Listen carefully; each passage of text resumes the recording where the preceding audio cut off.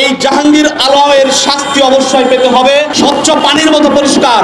এই হামলার সাথে, এই হামলার উস্কানিদাতা, এই হামলার ইন্ধনদাতা, এই হামলার হুকুমদাতা হচ্ছেন এই স্বরাষ্ট্র উপদেষ্টা জাহাঙ্গীর আলম। যে গণতন্ত্র সেইটা নয় যেখানে 7টি দল মিলে 2টা দলকে ব্যান করে আসন ভাগাভাগি করে নেবে।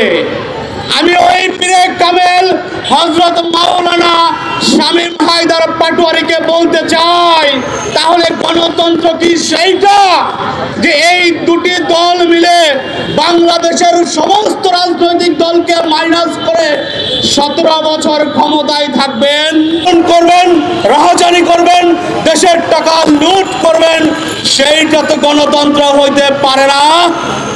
শামীম হায়দার পাটোয়ারি সাহেব, গণতন্ত্র কি সেইটা এই জুলাই আগস্ট গণ অভ্যুত্থানে এই যে 2000 ছাত্র জনতাকে শাহাদাত বরণ করতে হলো, 30,000 ছাত্র জনতাকে বন্ধুত্ব বরণ করতে হলো, আপনি কি এরপরেও বলতে চান যে ওই 17 বছর আপনি গণতন্ত্রের মধ্যে ছিলেন?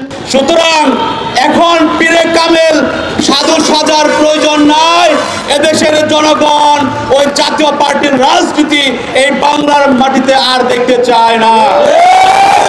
অত্যন্ত দুঃখ ভারাক্রান্ত হৃদয় নিয়ে বলতে হচ্ছে, আজকে আমরা এখানে দাঁড়িয়েছি এই জুলাই আগস্ট গণ অভ্যুত্থানে যে ভিপি নুরুল হক নূর এবং তার কর্মীদের নেতৃত্ব না দিলে 17 বছরের ফ্যাসিজম বিদায় হতো না। ওই জুলাই আগস্ট গণ অভ্যুত্থানের মধ্য দিয়ে যেত না। আজকে অত্যন্ত দুঃখ ভারাক্রান্ত হৃদয় নিয়ে আমাদের সেই নেতা ভিপি নুরুল হক নূরের উপরে, তার কারণে আজকে আমাদের এখানে দাঁড়ায় আন্দোলন করতে হয়, বিক্ষোভ মিছিল সংগ্রাম করতে হয়। আমরা ডক্টর মোহাম্মদ ইউনূসকে বলতে চাই, এই নুরুল হক নূরদের রক্তের উপর দিয়েই আপনাকে এই জুলাই আগস্ট গণ অভ্যুত্থান পরবর্তী সময়ে ইন্টারিম গভর্নমেন্টের দায়িত্ব দেওয়া হয়েছিল। আপনি ভুলে যাবেন না, এই জুলাই আগস্ট এই ভিপি নুরুল হক নূর, ওই আসিফ, ওই নাহিদ, এদের রক্তের উপর দিয়েই আপনি এখানে বসে আছেন। আর স্বরাষ্ট্র উপদেষ্টা জাহাঙ্গীর আলম, আমরা স্পষ্ট করে বলে দিতে চাই, ভিপি নুরুল হক নূরের উপরে যে হত্যা চেষ্টা চালানো হয়েছে এটা এদেশের 18 কোটি জনগণ জানে, স্বচ্ছ পানির মতো পরিষ্কার।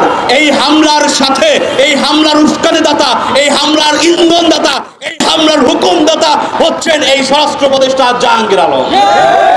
আমরা স্পষ্ট করে বলে দিতে চাই, এই জাহাঙ্গীর আলমের শাস্তি অবশ্যই পেতে হবে।